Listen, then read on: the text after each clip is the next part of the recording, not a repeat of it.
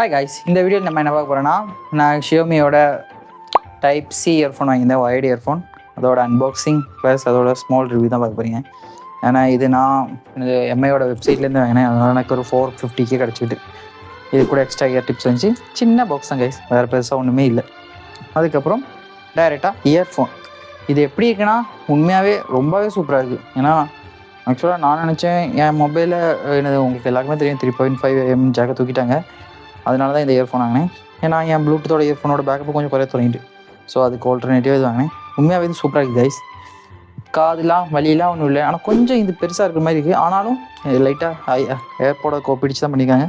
ஆனால் நல்லாயிருக்கு இது. அதே மாதிரி எம்ஐ ஃபோனில், போக்கோ ஃபோனில், ரியல்மி ஃபோன்லலாம் இது சூப்பராக ஒர்க் ஆகுது. டைரெக்டாகவே மியூசிக்லாம் நல்லா ப்ளே ஆக தொடங்குது. இதில் என்ன ஒரு விஷயம்னா, நீங்கள் இப்போ மொபைல் ஆன் ஆக்கிட்டு இம்மர்சிவ் சவுண்டுன்னு சொல்லி ஒரு செட்டிங்ஸ் வரும். அதை நீங்கள் எனேபிள் பண்ணி வச்சா தான் நல்லாவே சவுண்டாக இருக்குது. இல்லைனா இல்லை நார்மல்லே ஒரு 80% வைக்கிற மாதிரி இருக்குது. ஆனால் இம்மர்சிவ் சவுண்ட் நீங்கள் ஆன் ஆக்கி வச்சிட்டிங்கன்னா இது அரௌண்ட் ஒரு 40% வச்சாலே நல்லாவே கிளியராக இருக்குது. ரொம்பவே நல்லா சவுண்டாக இருக்க மாதிரி. ஸோ ட்ரை பண்ணி பாருங்கள் வேணாம்.